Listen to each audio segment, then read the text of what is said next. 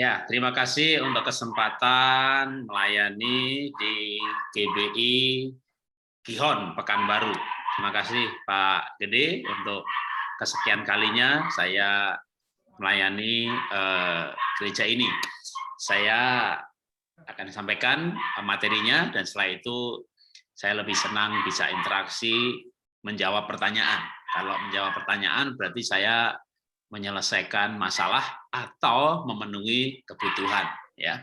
Tapi biar sebelum tanya jawab ada fondasi alkitabiahnya, saya akan sampaikan materinya. Sebentar ya, saya PowerPoint-nya. Ya, oke. Materi yang saya sampaikan berupa PowerPoint, tapi tadi saya barusan WA file PDF. Jadi kalau mau misalnya ada yang mau kopinya boleh juga ya. Silahkan ya, saya sampaikan dulu mengenai integritas di dalam keluarga. Tentu ada integritas dalam pelayanan dan sebagainya ya. Ini sengaja saya kasih foto ini ya, sekeluarga kuliah semuanya, nggak nyontek semuanya, lulusnya hampir bersamaan. Padahal anaknya usianya berbeda-beda. Ya, ceritanya cukup panjang bagaimana mereka bisa lulus hampir bersamaan. Lalu waktu paling bungsu wisuda, semuanya bawa toganya dan kami foto bareng-bareng. Jadi waktu anak bungsu mulai kuliah, saya dan istri juga mulai kuliah. Ya, waktu anak pertama kuliah, kita mulai kuliah, ngambil magister, tapi 2 tahun kan kita lulus, anak belum lulus, kita nyambung lagi sampai doktoral. Jadi pas anak bungsu lulus, semuanya lulus, ya, kuliah dengan benar, ya. Berbicara integritas, saya akan baca satu ayat dulu, Matius 5 ayat 37. Jika ya, hendaklah kamu katakan ya, jika tidak, hendaklah kamu katakan tidak. Apa yang lebih baik daripada itu? Ya, berasal dari si jahat. Jadi, ya iya, tidak tidak. Itu inti integritas. Tapi kalau menggunakan kamus besar bahasa Indonesia, integritas adalah mutu, sifat, dan keadaan yang menggambarkan kesatuan yang utuh sehingga memiliki potensi dan kemampuan memancarkan kewibawaan dan kejujuran. Berdasarkan kamus kompetensi perilaku, jadi ada beberapa versi kamus. Yang ini menurut saya lebih pas gitu ya. Kamus kompetensi perilaku namanya ya. Yang dimaksud dengan integritas adalah bertindak secara konsisten antara apa yang dikatakan dengan tingkah lakunya sesuai nilai-nilai yang dianut. Nilai-nilai itu bisa budaya, bisa moral, bisa ajaran agama ataupun moral pribadi. Ya, jadi perbuatan dan perkataan sama. Kalau integritas seorang pembicara ya mengajarkan yang dihidupi, menghidupi yang diajarkan. Itu berarti integritas seorang pembicara. Tapi bagaimana integritas dalam keluarga? Nah, dari definisi tadi ya, definisi ini maka saya mengambil 3 pilar. 3 pilar yang menopang membangun sebuah integritas. Yang pertama, takut dan cinta akan Tuhan. Ini dari esensi moral atau nilai agama. Lalu nilai hidup. Dan karakter yang paling kuat menopang integritas, bahkan disebut dalam kamus, adalah jujur. Nah, maka saya mau bicara 3 hal ini. Dan langsung saya kaitkan dengan aplikasi soal keluarga.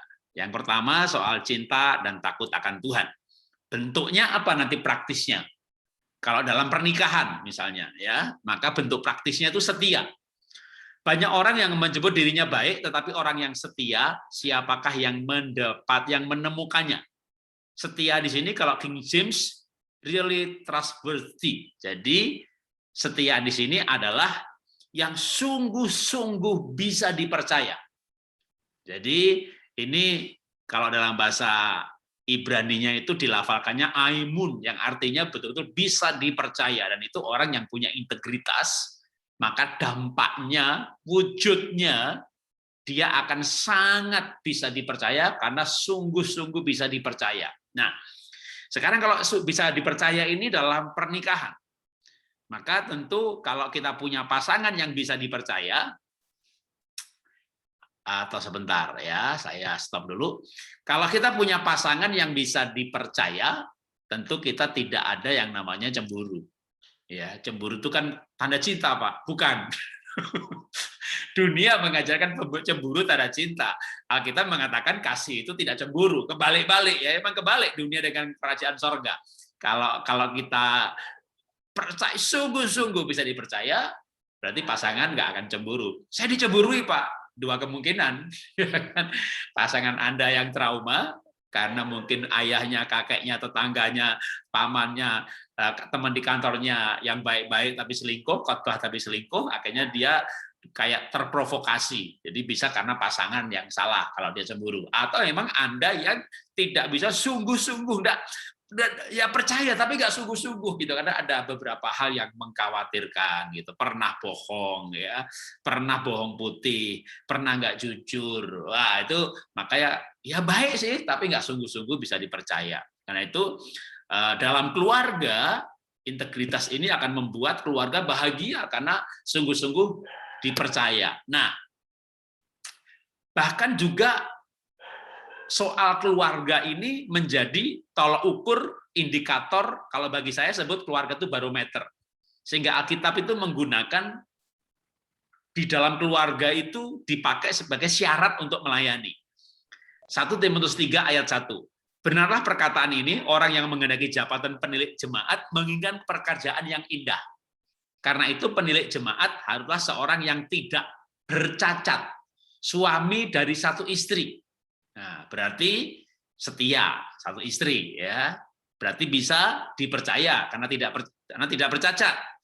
Ketika orang tidak bercacat dalam keluarganya, punya integritas dalam keluarganya, dia layak melayani karena keluarga itu barometer.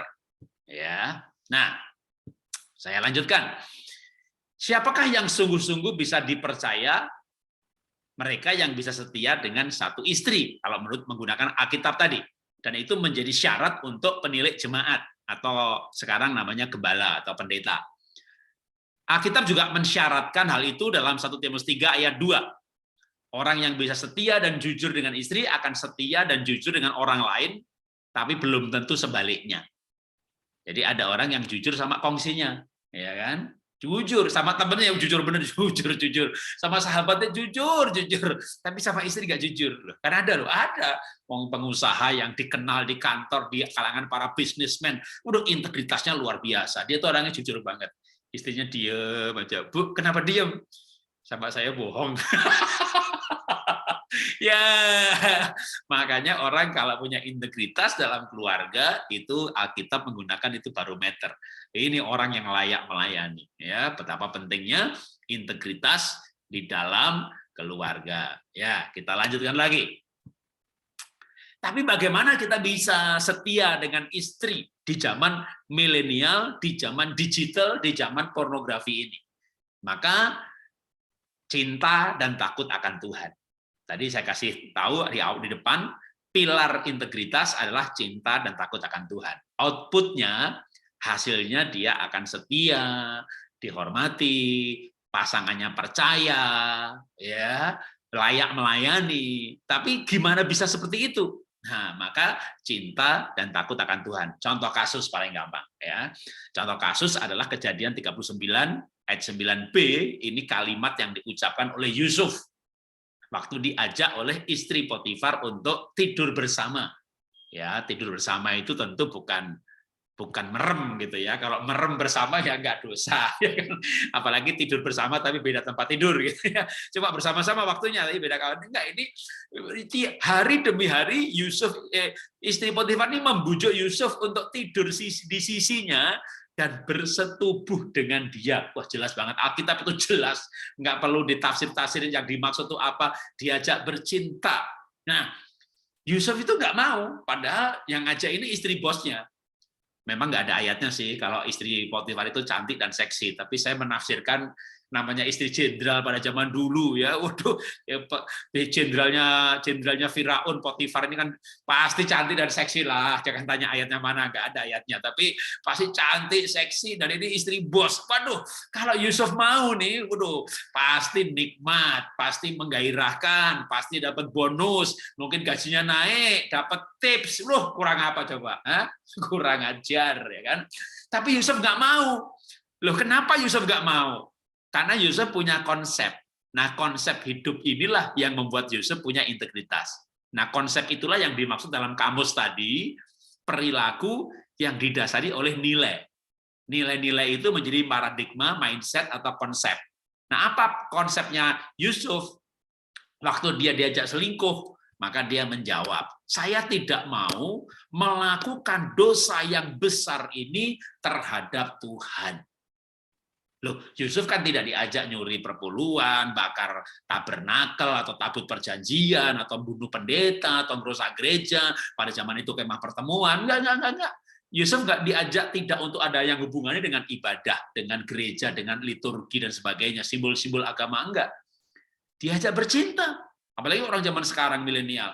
Kan yang penting suka sama suka, Pak. Kan bukan diperkosa dong, Pak. Seneng sama seneng. Loh, Pak, kalau saya itu selingkuh sama dia, Pak. Saya itu kasih dia duit, Pak. Dia tuh bersyukur loh, Pak, dapat berkat dari saya. Saya itu memberkati, Pak. Aduh, saya dengar alasan orang selingkuh zaman sekarang itu pakai kata-kata yang rohani loh. Saya itu memberkati, Pak. Selingkuh kok memberkati loh. Kan saya kasih duit dia, Pak, dan dia tuh bersyukur senang sekali loh, Pak. Ketolong hidupnya, Pak. Waduh. Ya. Wong melayani kok dengan selingkuh gitu. Bener loh Pak Jarot. Masih ngotot lagi. Ya aduh. Ini konsepnya gimana konsepnya? Yusuf itu hidup dan dia berkata bahwa ini dosa besar kepada Tuhan. Artinya Yusuf itu cinta dan takut akan Tuhan walaupun kalau Yusuf cuma takut sama bosnya, sama Potifar, kan Alkitab mengatakan istri Potifar ini ngajak Yusuf tuh waktu rumah itu kosong, karena suaminya kan jenderalnya Firaun, kan mungkin sering meeting, sering nganter bosnya pergi, pulangnya malam, ya maka nggak ada siapa-siapa. Tapi itu Yusuf tahu ada Tuhan. Jadi praktisnya juga cinta dan takut akan Tuhan itu apa sih? Takut Tuhan tuh kayak orang takut masuk neraka, takut setan, itu mah ketakutan. Ya, takut Tuhan itu karena cinta Tuhan, sadar bahwa Tuhan itu ada. Ketika orang sadar Tuhan ada, Tuhan melihat, integritas pasti. Makanya saya katakan ini 3 pilar yang menopang, mendukung, membangun integritas. Kesadaran Tuhan ada. Kalau bukan dalam keluarga, dalam pekerjaan. Saya orang miskin, merantau ke Jakarta, 3-4 tahun kemudian dimodali orang, buka perusahaan, dikasih modal, dikasih saham 5%, walaupun nggak setor modal. Kenapa? Karena saya berkali-kali ada kesempatan ngambil komisi, under table commission, gitu ya, yang bos nggak tahu, atasan nggak tahu, tapi saya percaya Tuhan tahu. Jadi saya nggak mau ambil, saya ambil tapi tak kasih kantor, jadi saya nggak ngambil untuk diri saya pribadi. Wah, orang bilang saya goblok lah, kapan lu punya rumah, kapan lu punya mobil. Jadi, tapi kalau saya ngambil, saya takut sama Tuhan, dalam arti Tuhan pasti tahu, dan ini nggak baik. Nah, itulah namanya integritas. Sama juga ketika, kenapa saya nggak selingkuh? Saya bukan impoten, saya orang yang mudah jatuh cinta, temperamen dasar saya sanguin, hati saya tidak fleksibel, tidak stabil. Saya sebelum menikah pun udah punya 3-4 pacar, gitu ya. Jadi temperamen tipe karakter saya ini orang yang mudah jatuh cinta. Bisnis aja juga enggak, orangnya bosenan, ya makanya pernah bisnis sepatu, baju, kosmetik, pernah punya toko, pernah punya grosir, pernah punya production house, pernah punya sekolah animasi, wah macam-macam pernah dicoba karena bosenan dalam segala hal. Tapi kenapa saya tidak selingkuh? Karena kemana saya pergi, saya punya kesadaran Tuhan tuh melihat saya. Nah, kalau orang sadar Tuhan melihat, walaupun bos nggak melihat, ya nggak akan maling barang kantor. Kalau orang sadar Tuhan melihat, walaupun pasangan nggak melihat, ya dia nggak macam-macam. Maka integritas itu ditopang dengan sangat kuat oleh yang namanya nilai atau moral. Kalau menurut kamus, tapi menurut firman Tuhan, ya sama juga. Ya kan? Ditopang oleh nilai moral, keyakinan bahwa Tuhan itu tahu yang kita lakukan. Kan Yusuf kalau melakukan, bosnya nggak ada. Tapi Tuhan ada. Nah, itu namanya cinta dan takut akan Tuhan. Kita lanjutkan lagi. Kalau kita cinta Tuhan, cinta pasangan, maka itu membuat integritas di dalam pernikahan yang wujudnya adalah kesetiaan, tidak bohong, ya, jujur, ya. Maka saya akan berikan kesimpulan dulu. Bagian 1.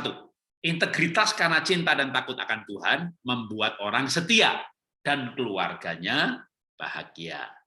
Poin kedua. Nah, pertama takut akan Tuhan, cinta Tuhan dan takut akan Tuhan. Yang kedua nilai hidup.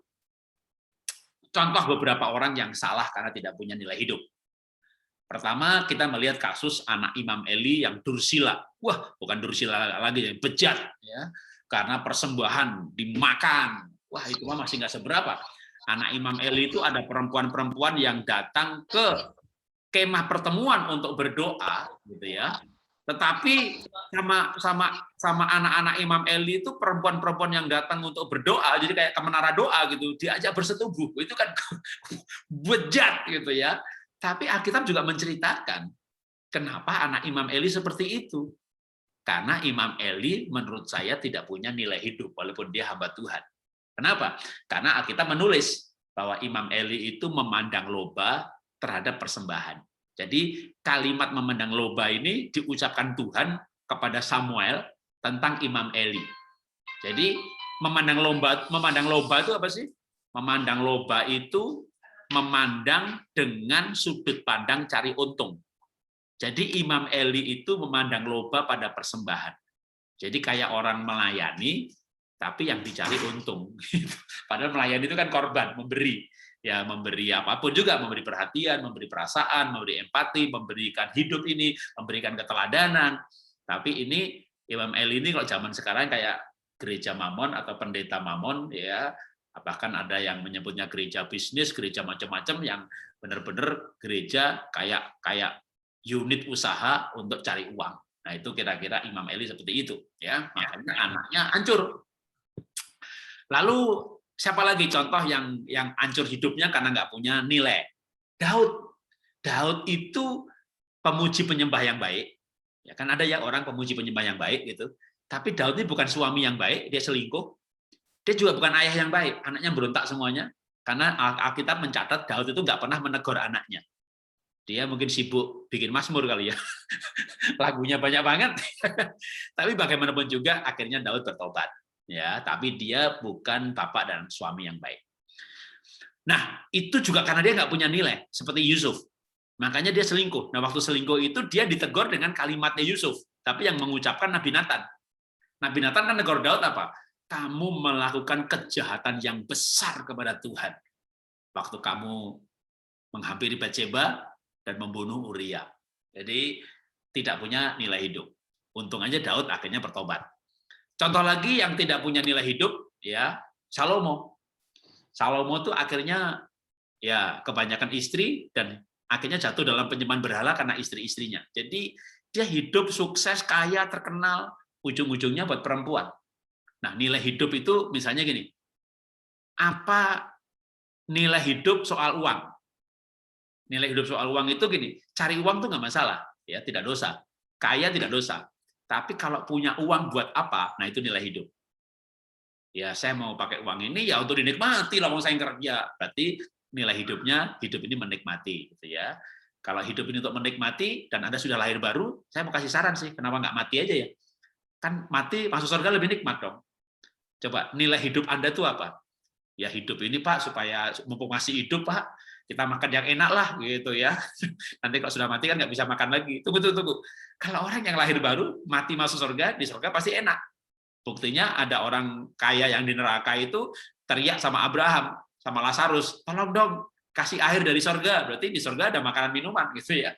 Jadi kalau obsesi hidup, nilai hidup ini makan minum, mati lebih baik, asal sudah lahir baru ya. Kalau belum lahir baru ya nggak apa-apa ya. Hidup ini harus makan enak dulu Pak Jarod. Nanti kalau mati kan kita nggak bisa makan enak lagi. Itu konsep orang yang memang tidak lahir baru, tidak yakin pasti masuk surga. Maka hidup itu untuk makan boleh ya.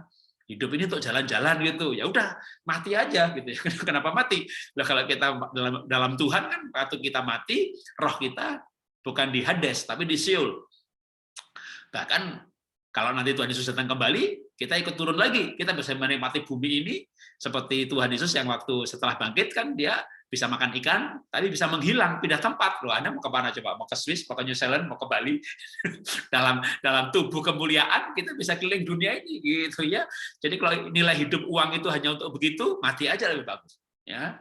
Jadi nilai hidup itu apa gitu ya? Kalau sama sederhana Pak Jarod. Nilai hidup saya itu hanya pengen mencintai dan dicintai. Nah, tak kasih saran juga, lebih baik mati aja. Ya, yang penting sudah lahir baru ya.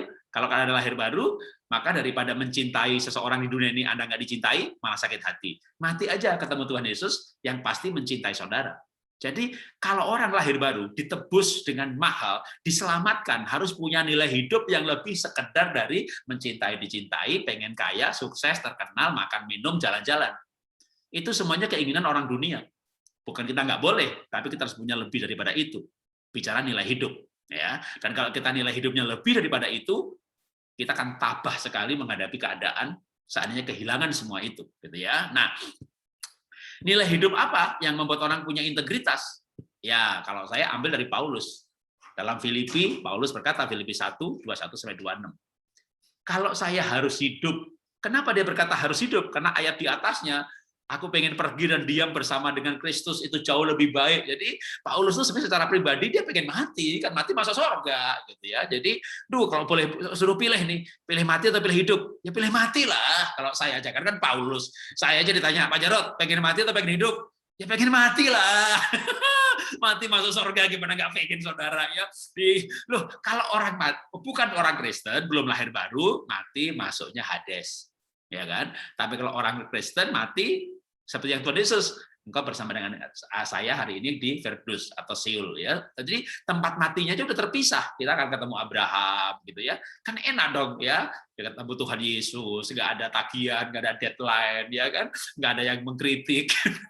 Tapi bukan soal itu sih. Kalau kenapa masuk surga?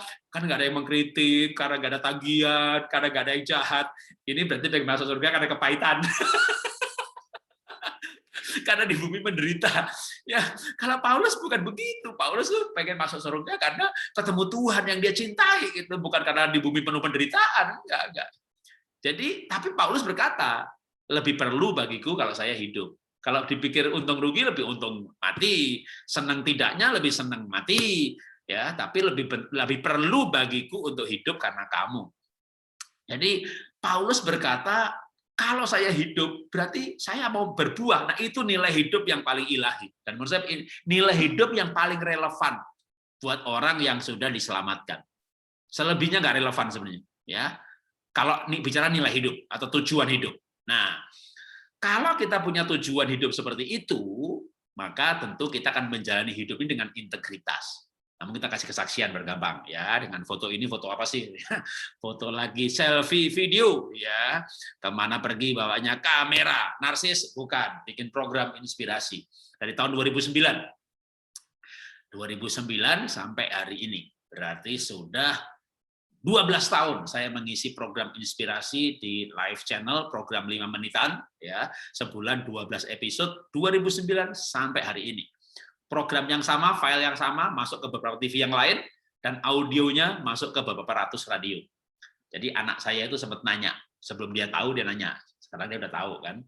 Karena kan kalau saya libur sama anak-anak ke Singapura atau ke Turki gitu ya, kita janjian, kita makan pagi jam berapa? Jam 9 ya, di tempat makan. Oke, jam 9. Janjian makan pagi jam 9, ya namanya libur, masa pagi-pagi banget Pak? Oke, jam 9. Saya bangunnya berapa? Jam 5. Lah kenapa bangun jam 5? Jam 5 bangun, mandi 15 menit, pakai baju, bawa beberapa jaket yang bisa dibolak-balik sehingga bisa untuk kayak 3-4 kostum gitu ya. Bawa kamera, syuting udah. Jam 9 kurang seperempat saya pasti udah di tempat makan karena janji makan jam 9 tepat waktu. Bahkan saya kan pasti biasanya malah menunggu. Jadi anak saya tuh bilang, "Pak, Papa tuh libur kerja, rajin amat sama TV, emang Papa dibayar berapa sih?" Papa dibayar Rp 00. Dibayar Rp 00. Jadi nggak dibayar, saudara. Itu dari tahun 2009 loh sampai sekarang, gitu ya. Konsisten banget, konsisten. Kenapa? Karena saya mau berbuah. Jadi saya nggak dibayar apa-apa sama televisi. Rajinnya kayak begitu, apalagi dibayar. Oh, nggak dibayar aja rajin. Sekarang saya menambah lagi pelayanan setiap Rabu malam dan Sabtu pagi. Jadi Rabu jam 7 sampai jam 9, Sabtu jam 7 sampai Sabtu pagi, lalu Rabu malam. Saya menjawab pertanyaan seperti nanti Bapak Ibu mau bertanya, kalau nanti Pak ini masih ada 10 pertanyaan, udah daftar aja ke program Q&A saya. Saya sediakan waktu seminggu 2 kali, Rabu dan Sabtu. Ya, gratis. Nah, Kenapa? Karena saya mau berbuah, mumpung masih hidup. Kalau udah mati udah nggak bisa berbuah lagi. Berbuah itu hanya selama hidup. Kalau hidup berarti ya berbuah.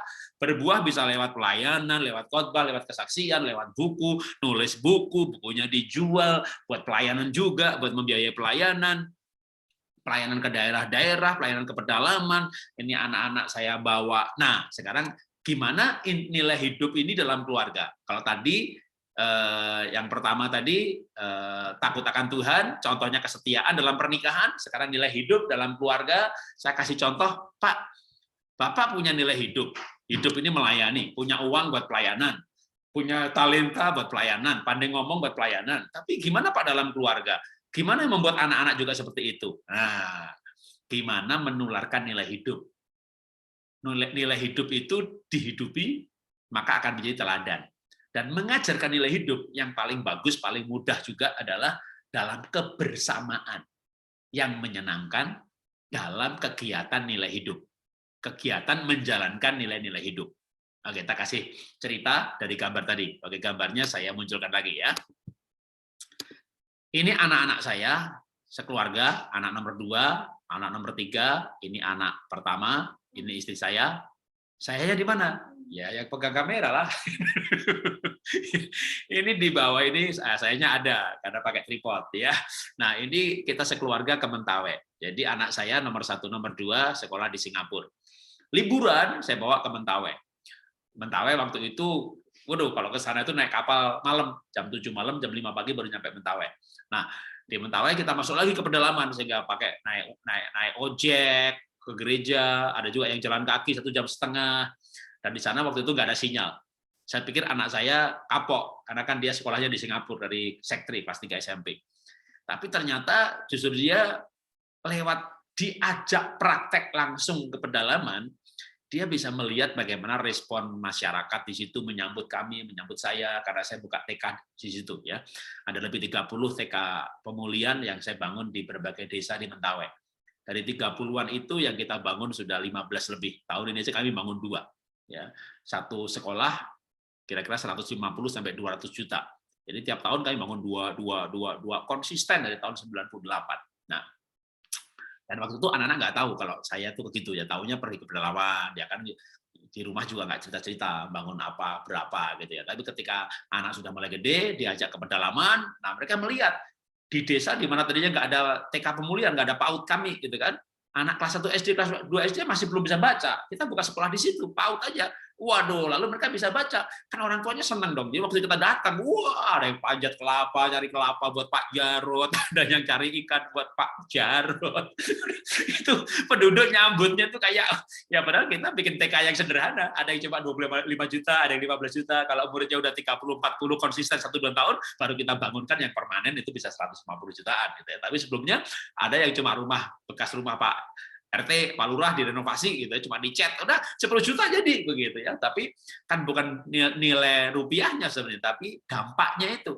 Nah, ketika anak melihat hidup yang berdampak dan bagaimana masyarakat menghargai kita, bukan berarti mencari penghargaan, tapi anak saya itu berkomentar begini. Ketika melihat bagaimana masyarakat di desa-desa Mentawai itu menyambut saya dan memperlakukan saya waktu ke sana, dan lihat dampak pelayanan kita di sana, anak saya itu berkomentar begini, Pak, hidup Papa tuh keren sekali ya, gitu ya. Itu saya senang sekali kan kalimat itu, hidup Papa tuh keren sekali. Kenapa saya senang sekali? Karena selama ini anak saya tuh bilang, Pak, Papa tuh pakai baju yang keren dong, Pak. Papa di pengusaha, pakai baju batik, mending batik sutra. Batik belinya lusinan.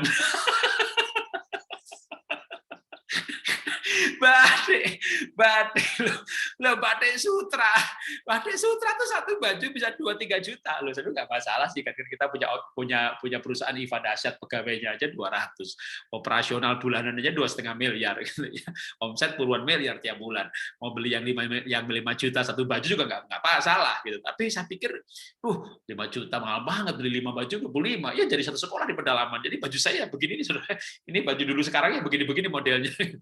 Ini batik Papua ya kan, gambarnya Papua. Nah, cendrawasih. Jadi anak saya tuh sering bilang, Pak, Papa tuh pakai baju yang keren dong. Emang enggak.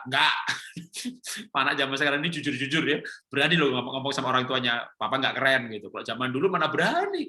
Kita ditanya sama orang tua, nah masakannya ibu enak enggak? Enak, Bu. kok makan sedikit? Oh, ini agak kenyang gitu ya kan. Coba anak sekarang tanya bapak ibu, coba tanya anaknya. Nah, masakannya mama enak nggak? Nggak enak. Wah, anak sekarang itu punya integritas. Jika ya, katakan ya. Jika tidak, katakan tidak. Mereka jujur-jujur. Jadi orang milenial itu jujur-jujur, saudara. Dulu kita nggak berani jujur sama orang tua, takut digampar sama orang tua sekarang yang nggak berani gampar, anaknya kabur. Jadi, waduh, saya berkali-kali dibilang nggak keren gitu sama anak saya gitu. Makanya begitu waktu sampai di Mentawai, anak saya bilang, "Pak, hidup papa tuh keren banget ya." No, akhirnya lo bilang papa keren. Iya, maksud aku hidupnya. Terus ya kalau pakainya tetap enggak. Pakainya tetap enggak, tapi hidupnya keren. Puji Tuhan, paling enggak dia bilang hidupku keren, ya. Nah, waktu anak mengakui hal itu, maka apa yang terjadi? Anak pulang ke Singapura, sekolah lagi. Begitu libur, dia ngajak teman-temannya.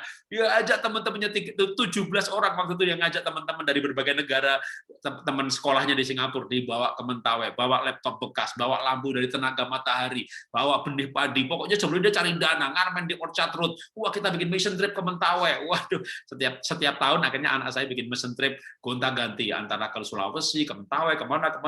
Wah, roh misinya transfer. Nilai hidupnya transfer. Kalau Bapak Ibu pernah dengar kesaksian saya, tahun lalu perusahaan saya IVA itu bangkrut. Lalu sekolah Happy Holy Kid nggak bangkrut, tapi kan sekolah dari rumah, ya kan? Murid barunya yang daftar sedikit sekali.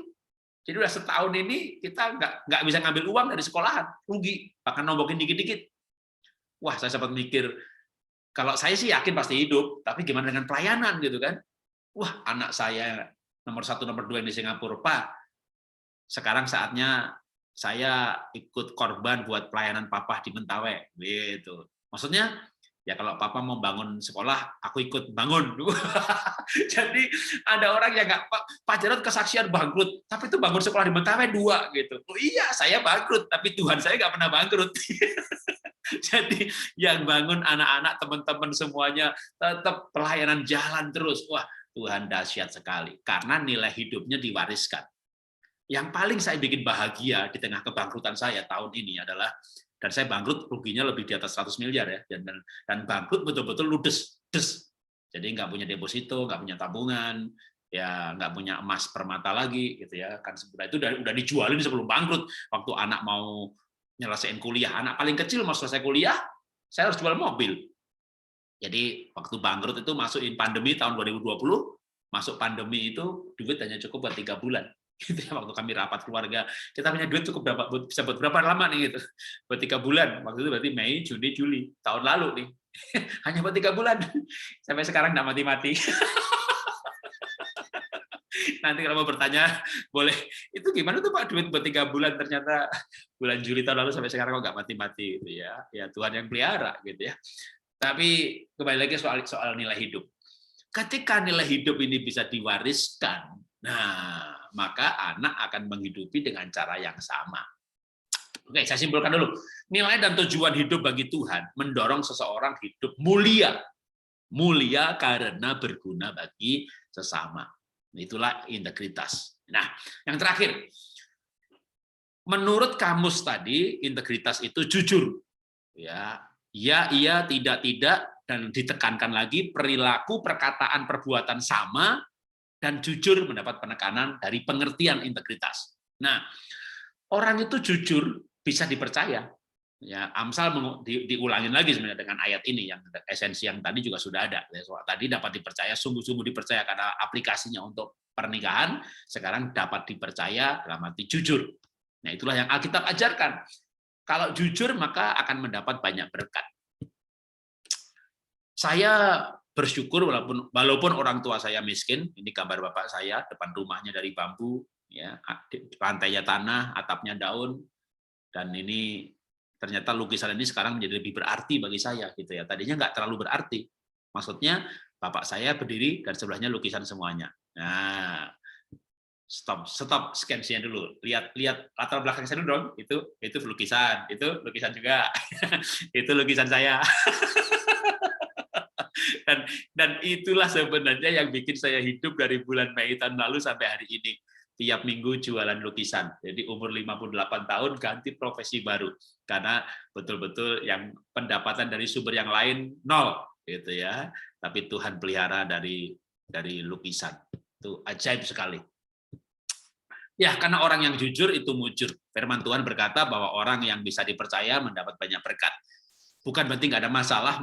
Masalah saya banyak banget tahun-tahun ini, 2 tahun terakhir ini kita mengalami kerugian habis-habisan. Dan selain usaha utama, sekolah pun kena pandemi, nggak ada murid baru. Tapi sekali lagi, orang jujur itu mujur. Ya.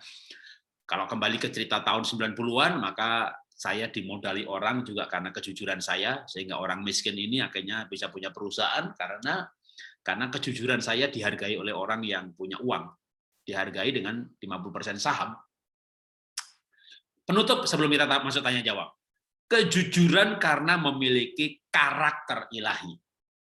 Dan karakter itu didasari karena cinta dan takut akan Tuhan. Dan itu akan menjadikan perkataan dan perbuatannya sama. Dan itulah integritas. Ya. Oke, cukup dari saya. Sekarang kita masuk di sesi tanya jawab. Silakan saya kembalikan ke moderator. Tuhan memberkati.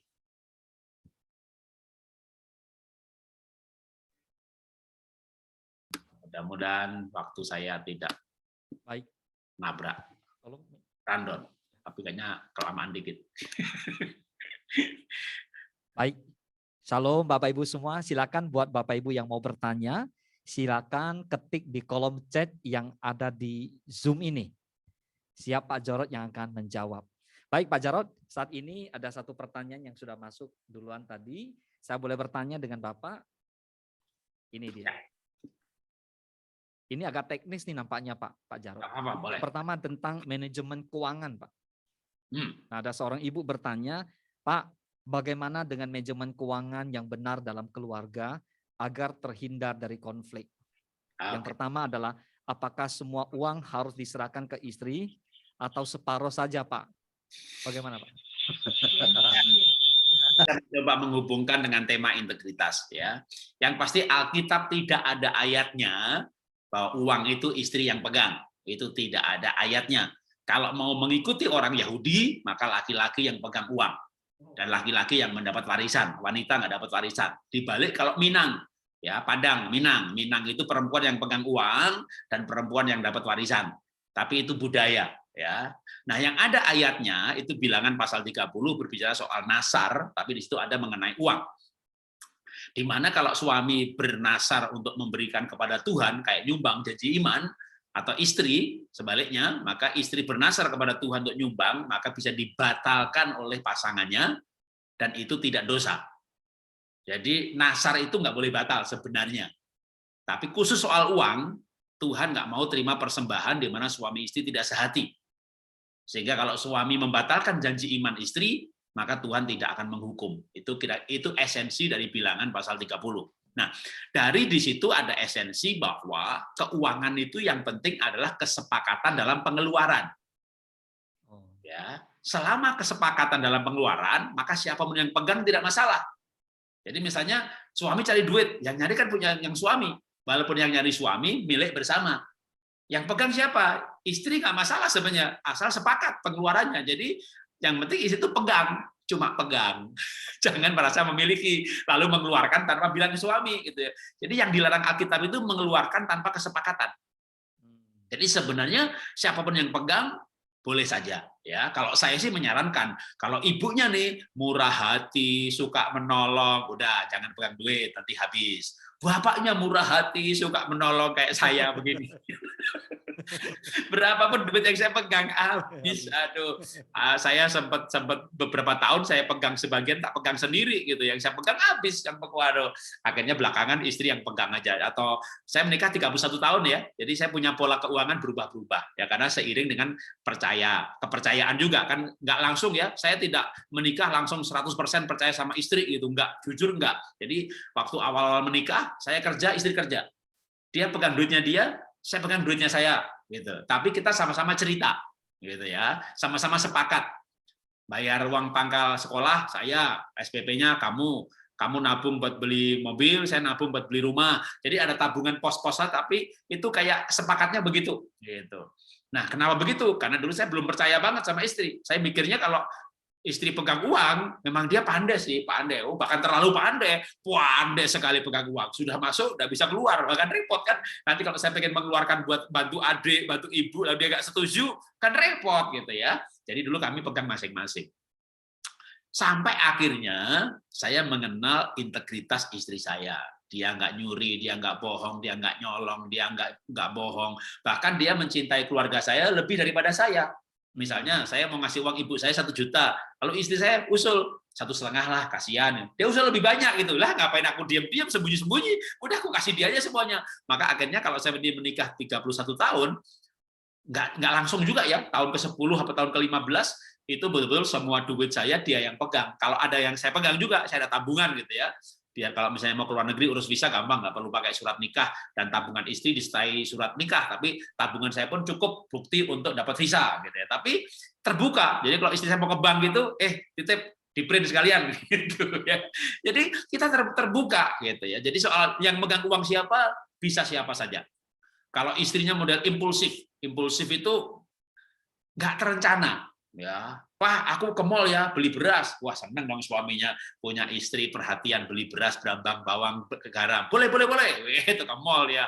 Tapi pulangnya bawa tas, sepatu, dan kawan-kawan. Waduh, suaminya stres, kaget dia. Ini pembelian tambahannya lebih banyak. Nah, kalau istri model begini, saya kasih saran para bapak-bapak, punya istri yang model impulsif, kasih jatah saja, Pak. Jadi misalnya Bapak punya income sebulan 100 juta. Oke, Ma, ini buat dapur 10 juta sebulan. Dikasih 10 juta sebulan, seminggu habis. Rubah, Pak. Kasih jatah mingguan. Nah, Mah, ini buat mingguan. Gitu. Kasih mingguan, sehari habis. Robah lagi, kasihnya harian. Nah, sehari dikasih segini. Minta lagi, yang kemarin bonnya mana? Gitu. Tapi bukan dididik. Sambil dididik. Nah, ibunya tunjukkan bahwa bisa dipercaya. Tadi ada ayatnya kan saya sampaikan kan Mas Amsal tadi. Orang yang bisa dipercaya mendapat banyak berkat. Itu juga berlaku untuk suami istri. Kalau ibu bisa dipercaya, gimana caranya? Laporan dong. Ya, pegang duit suami masa nggak laporan? Kan uang bersama, bukan uang ibu aja. Supaya ibu akhirnya nanti seperti istri saya. Duit saya tak kasih dia semuanya, asal bukan uang perusahaan ya. Perusahaan kan saya kongsian. Begitu sudah saya bawa pulang ke rumah menjadi bagian khas keuntungan yang dibagikan, udah kasih istri semuanya. Atau sekarang ini kalau saya ada pelayanan, Pak minta rekeningnya, pasti tak kasih rekeningnya istri. Udah, ya. Kalau saya jual lukisan, Pak minta rekeningnya, pasti tak kasih rekening istri. Udah aman itu, udah aman ya. Nah, saya percaya. Maka istri saya dapat banyak berkat. Jadi kalau ibu mau dipercaya, tunjukkan. Jangan misalnya suami tanya, kita punya saldo berapa, Mah? Lah nggak usah tahu lah. Pokoknya percaya deh sama saya. Percaya deh. Gimana percaya? Lapor aja kagak, ditanya nggak jawab, gimana percaya? Ya nggak bisa lah, nggak bisa. Saya tidak akan menyalahkan suami yang tidak percaya kepada istri kalau istrinya model begitu. Iya.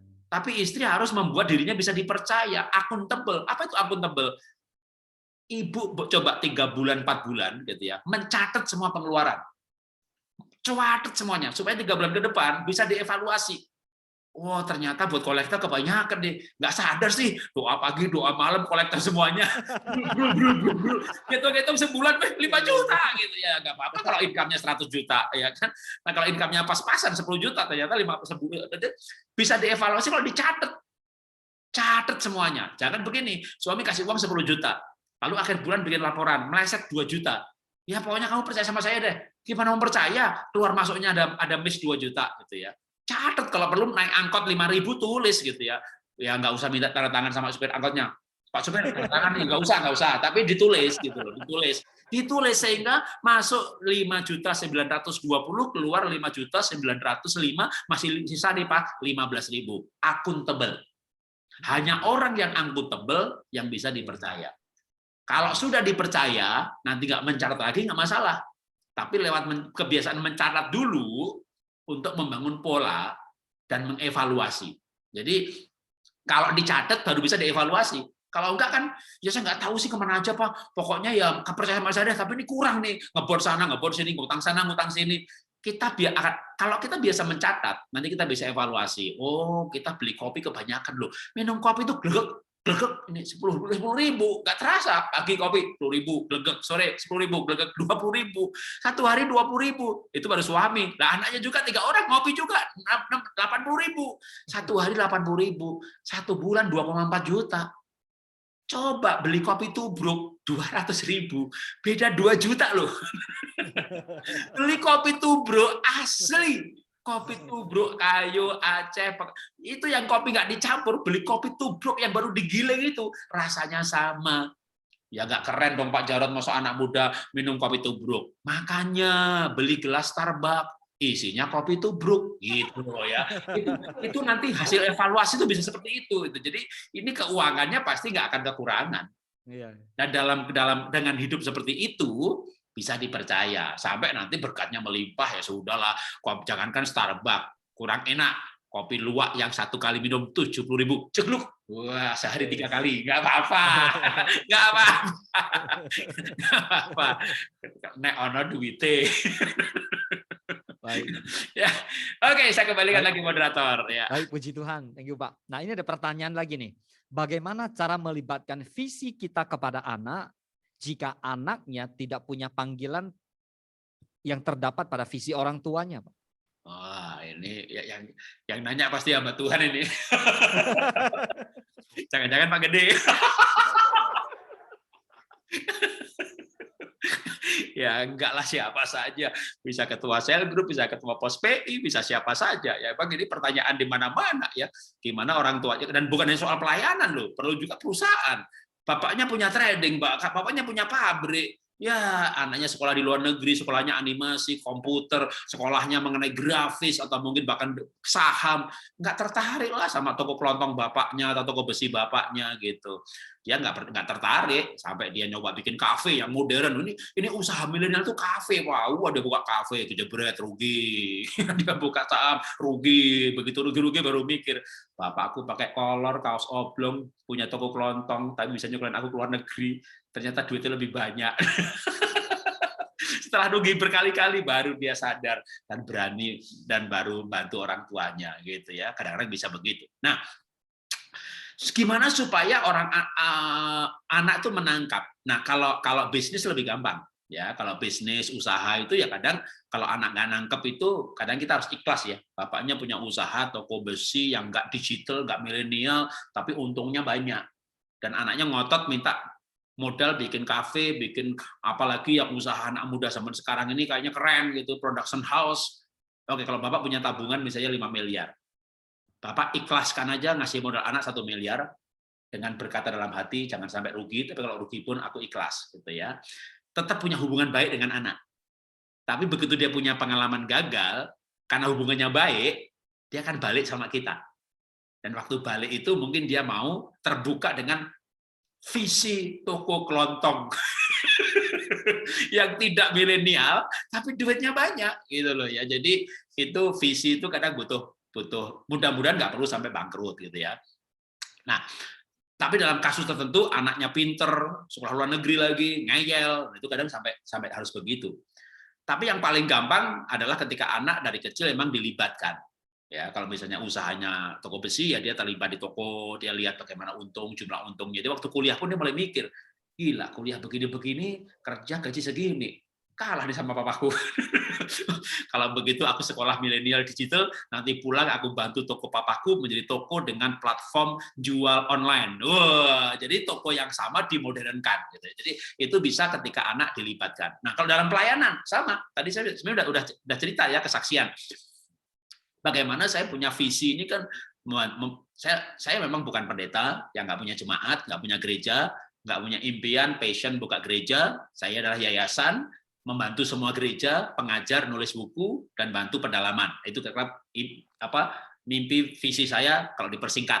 Ya paling nggak, ya caranya anak-anak saya ajak, ya anak-anak mulai saya dorong nulis buku nomor 1, tapi tentu dengan talenta dan keunikan panggilan masing-masing ya. Anak saya 3 hanya nomor 1 yang nulis buku, nomor 1 juga yang bawa firman Tuhan, yang lain dengan cara pelayanan yang berbeda. Jadi kalau kita menghidupinya dengan tulus, dengan murni, dengan antusias, dengan semangat, nanti anak itu memang kadang-kadang anak belum tertarik ya. namanya anak remaja zaman sekarang ya tertariknya yang lain-lain begitu sampai loh anak saya itu udah mau kuliah loh. Waktu di Mentawai itu baru mulai bilang, hidup papa keren juga ya. jadi memang membuat anak terbuka dengan sebuah konsep, sebuah nilai hidup, sebuah visi itu tidak gampang. Tapi kalau pelayanan ini ya percaya dah, panggilan itu nggak akan ada yang gagal. Jadi memang cuma Tuhan tuh kadang memanggil seseorang anak untuk melayani seperti bapaknya, apalagi kalau ini full timer gitu ya, itu butuh waktu. Dan menurut saya justru sekaligus menguji bahwa itu panggilan Tuhan. Beri aja kesempatan anak untuk sekolah, ngambil jurusan bisnis, jurusan accounting, jurusan manajemen. Jadi kalau nanti satu saat dia memang mau melayani Tuhan, itu karena betul-betul panggilan. Jadi kalau kecuali emang dia dari awal sudah, aku mau sekolah teologi apa, mau jadi hamba Tuhan. Oh, puji Tuhan. Tapi kalau enggak perlu khawatir. Enggak perlu khawatir. Coba kita punya senior kita aja lah. Pak Niko kan depannya insinyur. Nggak ada STH-nya, nggak ada MTH-nya tuh. Ya kan? Dokter Yanto, dokter lagi. Jadi banyak orang-orang sekuler yang ya Pak Gede sendirilah gembala saudara di Pekanbaru gitu ya, dari perbankan ya kan kalau nggak salah kan. Jadi kalau panggilan Tuhan nggak ada gagalnya. Yang penting kita menghidupi itu dengan sungguh-sungguh. Nanti apalagi anak-anak milenial ini jangan salah prediksi juga ya. Mereka kayaknya duniawi segala macam, tapi mereka sangat logis dan mereka sangat realistis. Jadi ketika mereka melihat sesuatu yang unik dalam hidup kita, sesuatu yang sungguh-sungguh, bahkan sesuatu yang berbeda dengan orang lain juga cara menghidupinya, suatu saat mereka akan tertarik. Ya, suatu saat mereka akan tertarik. Seperti anak saya, Papa ngapain Pak kalau nggak dibayar tiap pagi bangun jam 5 syuting? Kukirain dibayar, Pak. Nah, itu kalau bertanya, anak pas bertanya, itu paling cocok buat jelasin. Nah, hidup ini nggak sekedar duit. Nah, Papa juga cari uang. Tapi hidup ini bahagianya beda. Nah, suatu saat pasti kamu akan ngerti nanti bahwa waktu kita tuh merubah orang lain, waktu kita itu ternyata yang kita omongin itu orang itu diberkati dan mereka berterima kasih diberkati. Itu di hati kita tuh ada kebahagiaan yang dapat duit bahagia memang, tapi ada kadang itu pun waktu kita ngomong begitu anak kayak belum nyambung gitu. Tapi suatu saat mereka akan nyambung dengan kalimat yang kita ucapkan. Jadi nggak usah khawatir ya, yang penting kita konsisten menjalani visi itu dengan sungguh-sungguh. Nanti salah satu di antara anak kita ya, karena pasti ya nggak semuanya akan mewarisi gaya hidup kita yang spesifik. Kalau anaknya 3 mungkin katakanlah yang satu mewarisi bisnisnya, satu mewarisi pelayanannya yang serupa, satu apalagi. Jadi Tuhan kan punya rencana buat mereka berbeda-beda. Tapi dengan menghidupi maka itu pasti akan menularkan. Ya, itu udah alamiah sekali. Itu pasti itu alamiah sekali. Dan saya percaya sekali lagi panggilan Tuhan tidak mungkin gagal. Ya, Tuhan berkati. Pertanyaannya agak berkaitan Pak Jarod. Ya. Bagaimana caranya yang paling baik ya untuk mendorong anak ikut terlibat aktif dalam pelayanan seperti orang tuanya yang sudah lakukan bertahun-tahun? Jadi mirip-mirip kayak tadi, tapi ini lebih spesifik. Bagaimana supaya anaknya ini mau terlibat aktif dalam pelayanan seperti yang sudah dilakukan oleh orang tuanya nih sekian tahun gitu. Ya, mendorong aktif anak pelayanan. Oke. Kita perlu sadar dulu yang pertama pastikan ya, saya agak mundur ke belakang, pastikan anak lahir baru. Yakin dengan keselamatannya. Ini fondasi yang paling penting. Karena Paulus melayani itu dia berkata bahwa kasih Kristus yang menguasai aku. Bahwa aku ini sebenarnya harusnya mati, tapi Yesus yang mati bagi aku. Jadi Paulus itu bercerita seperti itu ketika perikop sebelumnya dia mengalami aniaya, didera, dipenjara, dicambuk, kapal karam, dan dia tetap terus melayani. Karena dia punya motivasi yang kuat sekali bahwa dia harusnya mati, tapi Tuhan yang mati bagi saya. Artinya dia mengalami kasih Tuhan. Nah, pelayanan yang paling alamiah adalah ketika orang merasakan kasih Tuhan dan ingin membagikannya. Itu saya sebut alamiah. Yang tidak alamiah itu apa? Orang dipaksa, didorong masuk dalam kegiatan pelayanan, tapi bukan didorong dari hati. Nah, itu namanya membuat orang sibuk beracara. Nah, maka utamakan adalah membuat anak betul-betul lahir baru, yakin akan kepastian keselamatan. Biasanya orang itu kalau awal-awal mula yakin dengan kepastian keselamatan dan yakin orang lain masuk neraka, dia akan mulai punya kerinduan PI pribadi. Gitu. Dia mulai merasakan pengampunan, betapa indahnya diampuni, dia mulai bisa mengampuni. Dia mulai berubah, misalnya seminar citra diri, dan dia mengalami perubahan mindset, dan hidupnya berubah karena hal itu. Dia mulai berbagi apa yang didapat. Jadi, itu namanya dorongan alamiah. Orang mau melayani karena dia sudah merasakan sesuatu dari Tuhan. Nah, maka kalau itu sudah, tapi dia masih kayaknya males, ogah-ogahan. Kenapa? Mungkin dia masih nggak percaya, aku masih belum sempurna, Pak, aku nggak layak. Nah, baru mulai dimotivasi. Nah, kamu akan terima kuasa seperti seperti firman Tuhan berkata, dan kamu akan menjadi saksiku Yerusalem dan Yudea dan Samaria dan ujung bumi. Alkitab berkata bukan Yerusalem, kemudian Samaria, kemudian Yudea, kemudian ujung bumi. Enggak, nunggu sempurna Yerusalem, nunggu kita sempurna, kita nggak akan pernah melayani. Tapi dan serempak. Yang penting sudah lahir baru, kamu yakin keselamatan, kamu belum sempurna, sambil melayani kamu disempurnakan. Jadi ketika anak itu nggak mau melayani, tapi harus pastikan dulu dia lahir baru, kepastian keselamatan, merasakan kasih Tuhan. Nah, kan ada hambatan-hambatan kenapa orang nggak melayani. Nggak pede, nggak percaya diri, merasa nggak layak. Nah, kalau nggak merasa layak, belum lahir baru, berdosa, bertobat, suruh terima Yesus secara pribadi. Gitu kan? Tapi kalau sudah, tapi dia masih kayak, aku masih punya kekurangan, Paulus pun berkata, ada duri dalam daging, masih ngamuk, masih berantem sama Barnabas. Tapi di ujung kisah akhirnya dia rukun lagi. Tapi ketika dia mulai pelayanan juga belum sempurna. Jadi hambatan-hambatan psikologis atau hambatan rohani yang membuat dia melayani itu apa gitu kan? Merasa nggak layak. Dia merasa nggak punya talenta.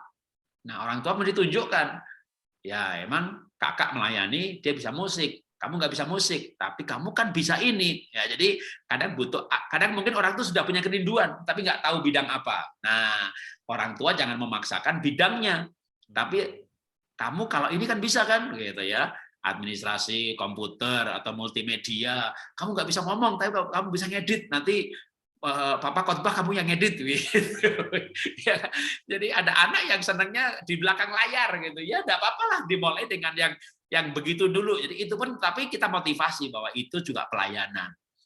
Ya, ada yang menabur, ada yang menanam, ada yang berbicara, ada yang menginjil. Tapi kalau nggak ada yang mengutus, ya bahkan orang bisa melayani dengan persembahan, tapi dia sadar bahwa persembahanku ini untuk menopang pelayanan, ya bukan persembahan supaya diberkati. Itu namanya judi gaya baru. Saya memberi supaya diberkati. Ini roh judi, dan gereja nggak boleh mengajarkan roh judi, walaupun ada ayatnya. Siapa memberi akan diberi, jumlah yang ditabur, jumlah yang dituai. Tapi prinsip-prinsip itu nggak boleh diajarkan sebenarnya, walaupun ada ayatnya. Karena kalau begitu diajarkan menjadi motivasi. Nah, jadi ketika orang mau melayani, maka secara praktis tetap harus dimulai dengan fondasi dulu. Ya, mengapa melayani? Karena sudah lahir baru, kepastian keselamatan, merasakan kasih Tuhan. Nah, baru kalau dia ogah-ogahan, nggak mau, kita lewat komunikasi itu akhirnya kita tahu kendalanya apa. Biasanya orang itu kan, anak itu ada yang nggak pede, nggak percaya diri, merasa nggak layak, gitu ya. Kalau nggak merasa layak, apa yang membuat merasa nggak layak? Ada yang nggak mau jawab, gitu ya. Ternyata diam-diam dia suka lihat pornografi atau melakukan onani, katakanlah begitu. Nah, ketika ada hal-hal yang nggak mau cerita ini, kita bisa sekali lagi tadi bahwa kita akan disempurnakan sambil melayani. Kalau kita nggak melayani, malah kita nggak komitmen untuk hidup kudus. Jadi itu namanya hambatan psikologis. Tapi ada lagi yang hambatan tadi, dia merasa nggak mampu. Nah, karena ternyata belum diarahkan bidang yang tepat. Jadi nggak semuanya harus tampil di panggung atau di mimbar, ya, bahwa semua pelayanan, kalau kita menggunakan Timotius, sekali kelak bahwa pekerjaan masing-masing orang akan nampak, sebab api Tuhan akan menyatakannya bagaimana setiap pekerjaan akan diuji oleh api Tuhan. Jadi kalau Timotius itu mengajarkan nanti kita itu mendapat upah bukan apa yang dikerjakan, tapi bagaimana. Ya, kalau apa itu khotbah, upahnya 5, ngedit video, upahnya 1, nggak begitu. Tapi bagaimana? Oh, bagaimana khotbahnya? Cari duit, ya sudah, kamu sudah mendapatkan upahnya, gitu. Malah nggak dapat upah. Lalu pendetanya tanya, loh Tuhan, kok aku nggak dapat upah? Sesungguhnya kamu sudah mendapatkannya. Apa Tuhan? yang kamu tanda tangan itu. Jadi ada pendoa syafaat yang berdoa di pojok gereja gitu, malah di surga belum dapat upahnya banyak. Ya kan di sana kan dia nggak dapat upah, bahkan nggak ada yang tahu kalau dia berdoa. Nah, kita mulai mengajarkan prinsip-prinsip seperti itu sehingga akhirnya nanti anak, ya kalau gitu aku bantu ini aja deh, gitu kan biasanya begitu, dia mulai mau deh gitu paling enggak. Nah, waktu dia mulai mau, apa saja terserah dah yang dia bisa kan, bantu ngedit video, bikin flyer, tapi dia mulai terlibat. Nah, karena dia membuat seperti itu terlibat, karena terlibat mulai dimasuk komunitas pelayan, ikut doa pengerja, dengar motivasi melayani. Nah, mau nggak mau dia akan terseret terus tuh, ya terseret untuk mulai mengerti, bahkan mungkin tadinya kayak didorong-dorong ikut-ikutan, tapi harapan kita tentunya begitu masuk komunitas dia makin sungguh-sungguh. Ya, Pak Jarod, tadi ada Pak Jarod ada sebutkan satu kata mengenai pengampunan, Pak. Ini kebetulan ada via WhatsApp, ada satu yang bertanya, coba saya lihat sebentar. Oh, bagaimana caranya agar saya bisa mengampuni suami saya yang suka terlibat KDRT, Pak? Ya, memang mengampuni itu tidak mudah, terutama kalau pasangan KDRT, lebih parah lagi berkhianat atau selingkuh. Jujur mengampuni tidak mudah, ya. Tetapi Alkitab mengajarkan mengampuni itu harus. Kan Matius berkata demikian. Ya Tuhan Yesus dalam kitab Matius. Jikalau kamu tidak mengampuni, maka Bapamu yang di sorga juga tidak akan mengampuni kamu. Tapi kalau kamu mengampuni, maka Bapamu yang di sorga juga akan mengampuni. Jadi kalau kita dosa yang mendatangkan maut itu apa sih? Satu, dosa yang tidak diakui. Jadi dosa apapun, membunuh, mencuri, bercerai, selingkuh, segala macam, lalu sebelum disalib, mati, dia minta ampun, maka Tuhan Yesus bilang kepada yang di sebelahnya. Ya kan, dosanya nggak tahu apa itu, sampai orang layak disalib, itu pasti dosanya gede sekali. Karena 1 Yohanes 1 ayat 9 berkata, jikalau kita mengaku dosa, ia setia dan adil sehingga dia mengampuni. Jadi berdasarkan firman Tuhan, dosa apapun mengaku diampuni. Maka yang mendatangkan maut, yang tidak diakui. Yang kedua, dosa yang mendatangkan maut adalah dosa tidak mengampuni. Karena begitu tidak mengampuni, dosa yang diakui pun jadi tidak diampuni. Maka tidak mengampuni itu dosa yang mendatangkan maut. Nah, ini paling enggak dari segi pengertian supaya mau mengampuni. Sudah tahu Pak Jarod hal itu, masalahnya itu enggak mudah, Pak. Nah, bagaimana cara mengampuni? Kalau disakiti terus-menerus, kalau misalnya saya tipu ibu gitu ya, mungkin ya ibu bisa mengampuni saya, kan nipu cuma sekali. kalau saya nipunya berkali-kali, oh ya cek bodoh. Biasanya orang itu kalau ditipu orang lain gitu mudah mengampuni. Tapi kalau sama suami, nah suami atau istri ini kan sering dosanya berkali-kali ya. Tinggal bersama gimana nggak berkali-kali gitu ya. Apalagi KDRT, jangan ada lagi dosa yang bukan KDRT ya, dosa-dosa perilaku kayak lupa, kecenderungan perilaku tidak rapi itu bisa berkali-kali. Tapi kalau KDRT harusnya tidak, karena itu berbuat dosa. Nah, baru mau sembuh dilukai lagi, baru mau sembuh dilukai lagi. Nah, ini emang susahnya, itulah susahnya. Supaya mudah gimana? Merasakan pengampunan Tuhan. Coba Tuhan mengampuni kita sekali atau berkali-kali? Kita sendiri kan juga kadang-kadang jatuh dosa lagi, jatuh dosa lagi. Nah, semakin kita menikmati dan merasakan, mengerti kasih Tuhan, itu yang akan memampukan kita untuk mengampuni.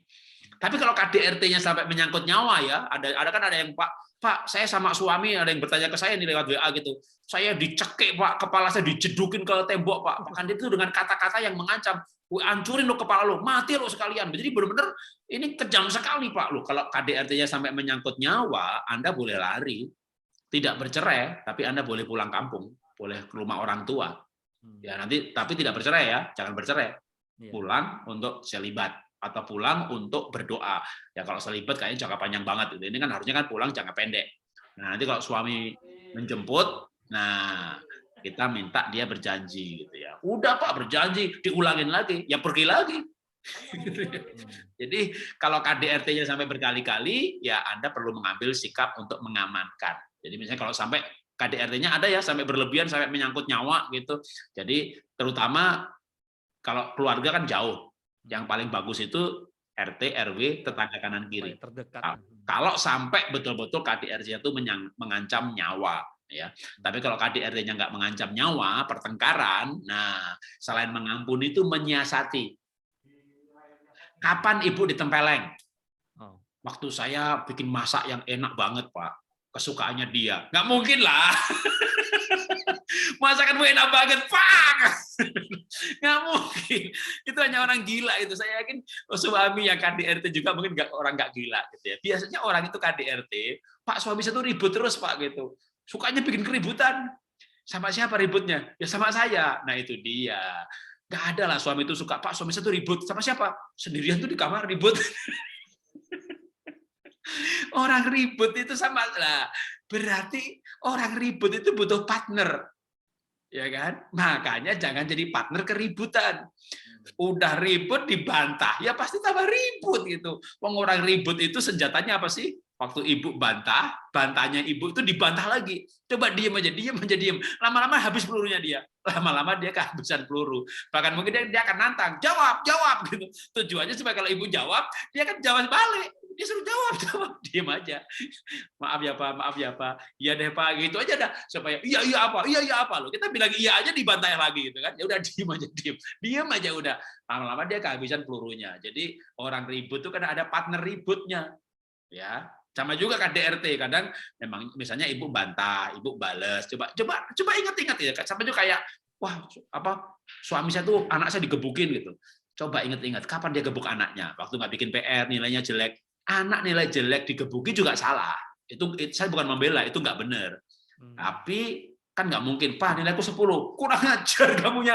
Kenapa 10? Maka bilang, nak, kalau kamu dapat 10 kamu bilang papa, kalau dapat 7 lapor mama aja, ya gitu ya. Nanti kalau ditanya papa nilainya berapa, udah lapor mama, tanya mama. Jadi itu namanya menyiasati. Jadi ingat ya, suami kapan dia KDRT, oh saat makannya terlambat, ya jangan terlambat lagi, ya. Sama waktu pulang malam tak tanya, kok pulangnya malam? Nggak usah ditanya, udah nanyanya diganti. Kalau dulu kenapa pulang malam? Kalau pulang bilang dong, diganti kalimatnya.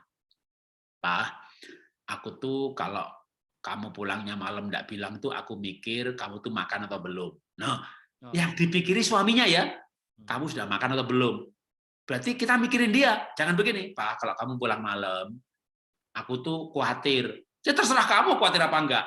Jangan akunya yang ditonjolkan. Ya, itu membuat suami terserah aku mau pulang malam apa enggak gitu.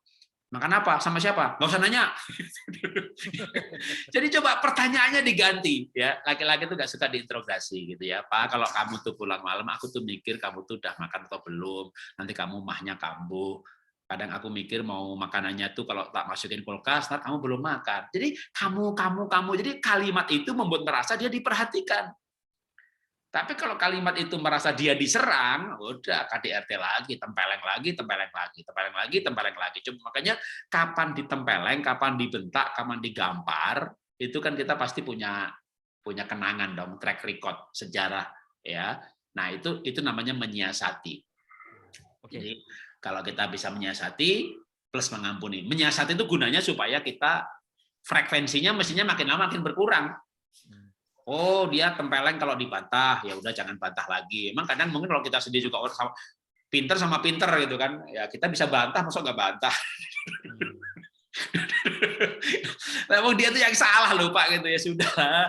Daripada bantah ditempeleng ya sementara ya udah, yang penting nggak ditempeleng dulu dah gitu ya. Tapi nanti kalau dia gara-gara salah itu jadi bangkrut, sekali lagi kadang itu orang sadar perlu bangkrut dulu gitu. Anak baru bangkrut baru tahu bahwa papanya celana kolor kaos oblong toko kelontong duitnya banyak kalah sama bisnis milenial yang keren tapi gak ada duitnya gitu kan. Sama juga nanti suami bisa begitu ya. Kalau dia sudah memang kadang-kadang ya alangkah indahnya kan kalau nggak memang kita berpikir begitu, alangkah indahnya kita kasih peringatan sehingga dia nggak kejeblos. Tapi kalau diperingati dia marah, memang kadang-kadang orang tuh perlu kejeblos gitu ya. Tapi paling tidak dengan kejeblos dia sadar. Ternyata istriku benar juga ya. Ya gitu loh ya. Karena kadang-kadang kesadaran itu mahal kok ya. Kesadaran itu mahal. Jadi orang melakukan KDRT itu saya percaya ada akarnya. Nah, sekarang gini. Ya tentu kalau suami yang tanya saya akan nasihati, karena kan ibunya yang nanya gitu kan.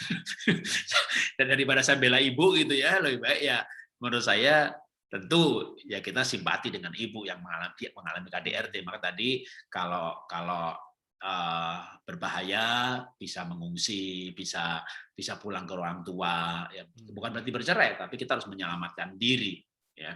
Dan kalau setelah itu susah untuk mengampuni. Nah sekali lagi mengampuni itu wajib. Kalau dalam kekristenan mengampuni itu wajib, nggak ada balas membalas. Jadi karena kalau kita nggak mengampuni, kita nggak diampuni. Minimal kalau belum bisa mengampuni tidak membalas atau diam.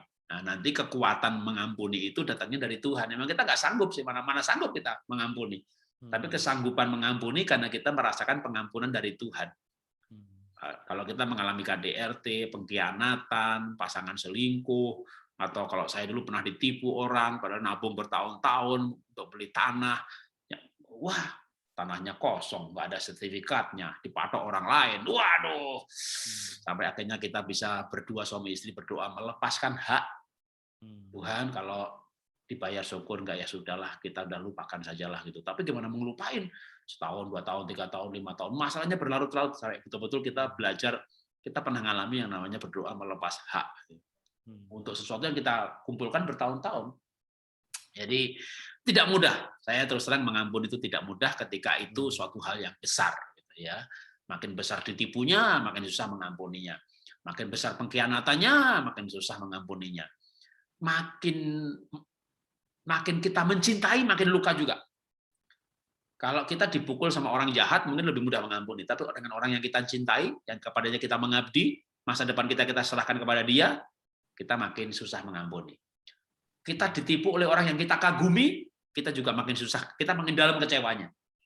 Kita mengagumi seseorang, ternyata tidak seperti itu. Nah, itu makin jadi memang kalau kita orang yang tidak mencintai, tidak itu mengampuni lebih mudah. Saya tahu bahwa mengampuni itu susah karena kita awalnya kita sungguh-sungguh mencintai. Nah, makanya kita jadi kayak sulit karena kita kecewa gitu ya. Karena kita mencintai banget. Kalau kita nggak mencintai, nggak kecewa kita. Coba misalnya ada ini kalau ngomong misalnya ngomong gereja ya, gereja A gitu. Dia sama pendetanya emang udah nggak suka gitu. Terus pendetanya selingkuh gitu. Ya dia nggak kecewa, malah mungkin ya emang orangnya begitu gitu. Tapi coba di gereja B, dia kagum itu pendetanya, dia puja-puja tuh, lalu selingkuh, wah dia kecewa banget deh. Kenapa Pak Pendeta demikian? Gitu. Jadi makin dikagumi, akan makin kecewa. Dan makin luka hati, makin susah mengampuni. Tapi mari kita belajar untuk tidak mudah, sekali lagi tidak mudah, tapi ya sekali lagi itu hanya bisa dengan merasakan kasih Tuhan yang sungguh-sungguh. Oke. Baik, Pak Jarod, thank you banget. Baik, Bapak Ibu semua yang mau bertanya silakan ya ketik di kolom chat mumpung waktu masih ada.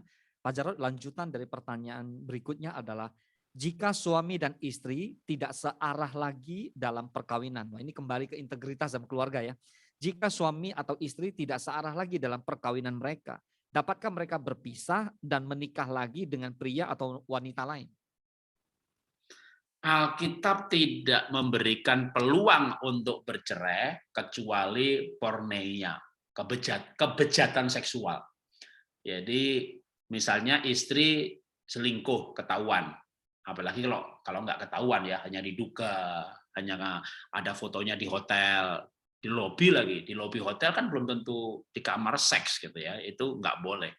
Bahkan ketika suami istrinya terbukti ada rekamannya dan mengaku selingkuh, lalu minta maaf, itu harus diampuni, nggak boleh bercerai. Karena Alkitab hanya memberikan peluang, perkecualian, itu orang tidak boleh bercerai kecuali karena porneia. Nah sayang, bahasa Indonesia hanya menerjemahkan kecuali karena zina. Zina itu istrinya selingkuh dengan sopir atau dengan teman SMA, itu berarti zina. Iya, tapi zina itu bukan porneia. Porneia itu kebejatan seksual. Jadi itu hanya satu-satunya yang bisa diberikan, gitu ya. Di luar itu nggak ada, ya. Bahkan itu pun sebenarnya yang kecuali itu pun masih bukan kehendak Tuhan. Kalau kehendak Tuhan tuh ya yang bejat itu bertobat, tapi bejat itu kan biasanya memang sudah nggak merasa berdosa, jadi tidak akan bertobat. Bejat itu apa sih? Kalau bejat seksual, porneia. Kata porneia dalam Matius itu yang digunakan kecuali karena porneia, kata porneia juga dipakai untuk ketika orang seks dengan binatang, dengan mayat, dengan adik, kakak, ibu, ayah kandung atau incest, laki dengan laki dan perempuan dengan perempuan. Jadi kata porneia di situ digunakan di ayat-ayat yang lain dalam kasus-kasus seperti itu. Maka di luar kasus seperti itu tidak boleh sama sekali. Nggak cocok, berantem, KDRT, mertua campur tangan, suami selingkuh 3 kali lo mengaku. Kalau mengaku buka nggak bejat, harus diampuni. Jadi tidak ada peluang bercerai untuk kasus seperti yang ditanyakan. Karena kalau nggak cocok kan bisa dicocokkan. Berbeda banyak bisa saling melengkapi. Suami saya nggak percaya, bisa di PI pribadi, dibikin lahir baru. Jadi apapun masalahnya ada solusinya. Dan bercerai bukan solusi. Apalagi sebelum bercerai sudah ada opsi gitu ya. Mau ganti, tukar tambah, mau menikah sama yang lain gitu ya. Kalau toh bercerai, maka akan konsekuensinya kan berat. Selibat. Makanya kan Alkitab berkata orang kalau bercerai lalu menikah lagi, maka pernikahan lagi itu disebut porneia. Jadi pernikahan kedua itu bukan sekedar zina, lebih bejat lagi. Jadi kalau orang bercerai, lalu dia hanya bisa hidup selibat seumur hidup, dua-duanya. Kalau nggak siap untuk hal itu, dan bahkan Alkitab berkata, kalau bercerai, maka mereka tetap harus bersahabat. Lah kalau bersahabat ngapain bercerai gitu kan? Harus hidup dalam damai. Tapi memang dalam kasus zaman dulu itu bisa. Mereka bercerai karena faktor iman. Jadi menjadi orang Yahudi berarti beragama Yahudi. Kalau istrinya menjadi Kristen, maka si Yahudi merasa kalau bersetubuh dengan orang Kristen itu tidak halal. Seperti dalam agama tertentu di Indonesia ini, dulunya moderat, lalu ada sempalan yang ekstrim yang mengatakan kalau misalnya istrinya Kristen, ya itu berarti jinah, nggak halal. Maka dia menikah lagi. Nah repotnya kalau yang Kristen nggak diceraikan, tapi diminta pindah agama. Kalau nggak pindah agama, nggak diceraikan sih. Tapi satu rumah, dia punya istri yang lain, dan si Kristen ini suruh ngeliatin mereka bercinta. Namanya tetap suami istri, satu kamar, istrinya 2. Itu namanya menderita batin itu.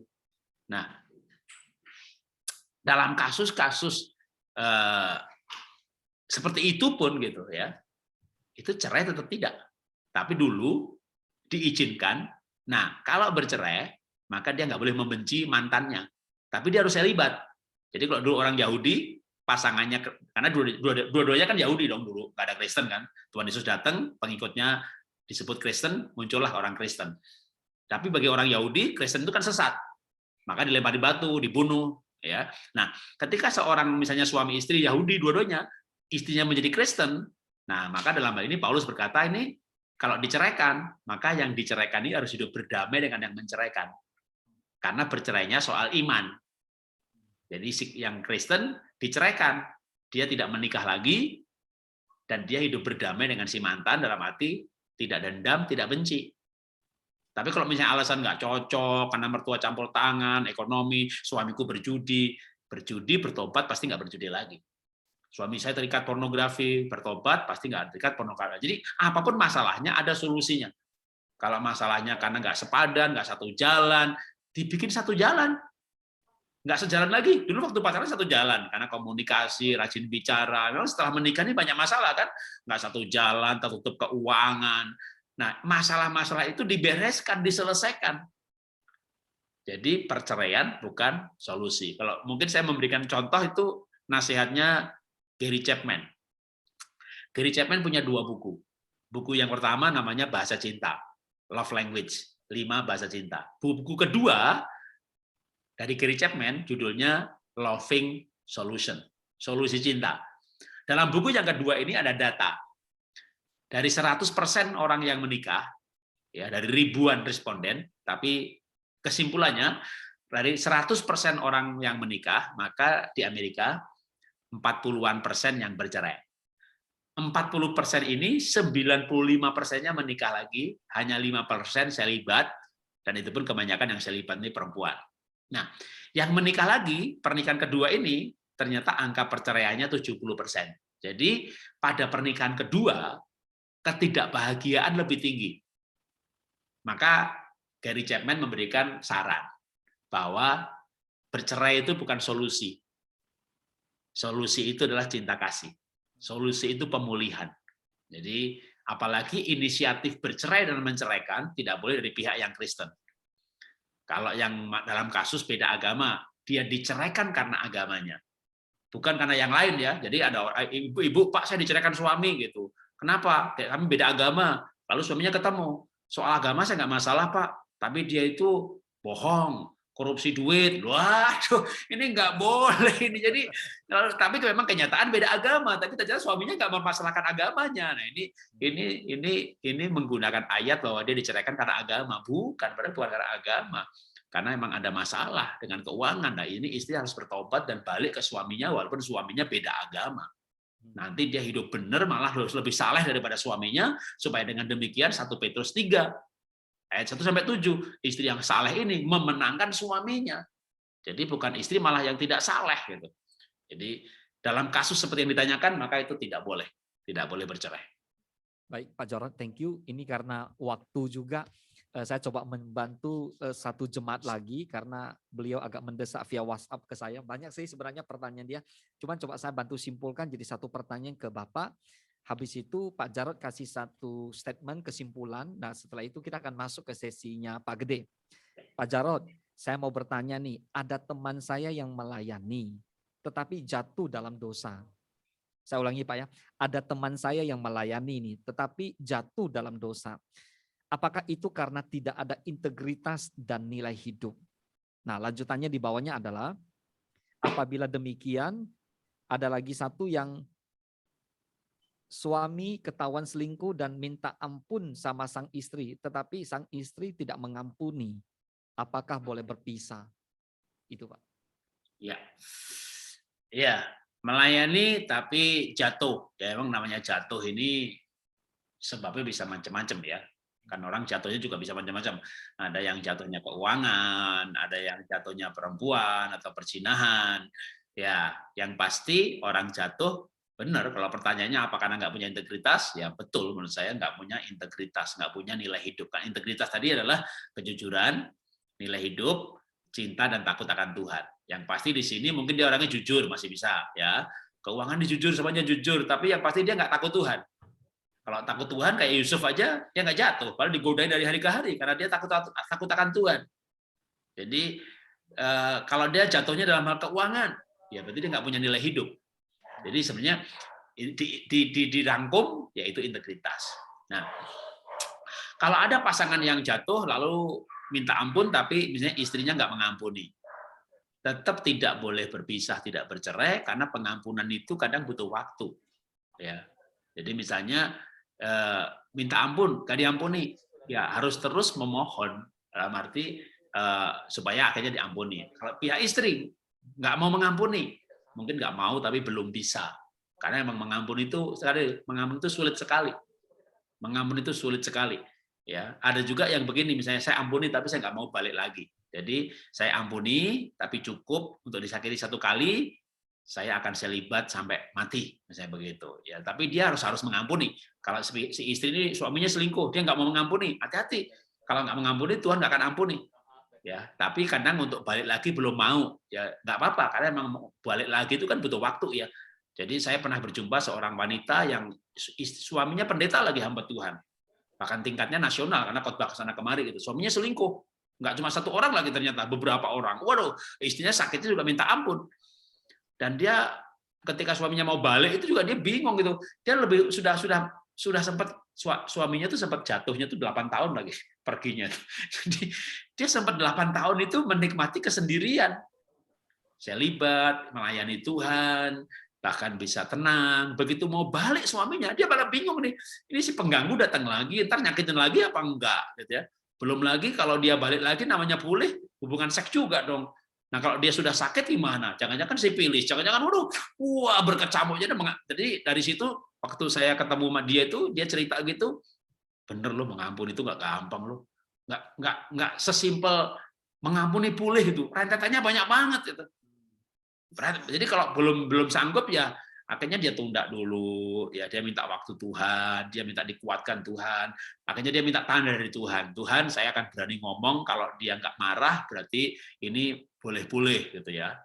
Dia minta tanda begini, Tuhan, kalau saya ngomong, aku mau kamu balik dan kita balik lagi boleh suami istri, tapi tes kesehatan dulu, kena sipilis apa enggak.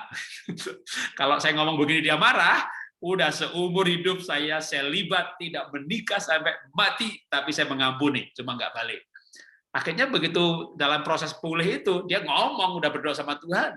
Ternyata si suaminya nggak marah gitu. Dan dia mau tes. Dan dia bahkan berkata, kalau memang saya betul sakit, ya saya akan menganggap ini sebagai kayak hukuman Tuhan. Saya tidak akan menikah dengan orang lain, dan saya akan terima hidup saya juga akan saya libat selamanya, kira-kira begitu, dalam kesendirian dan dalam penyakit kotor. Akhirnya tes dokter, dan puji Tuhannya cerita ini tes dokter dia sehat. Akhirnya balik gitu, selesai. Enggak, saudara, enggak selesai. Begitu balik nih istrinya, aduh susah loh.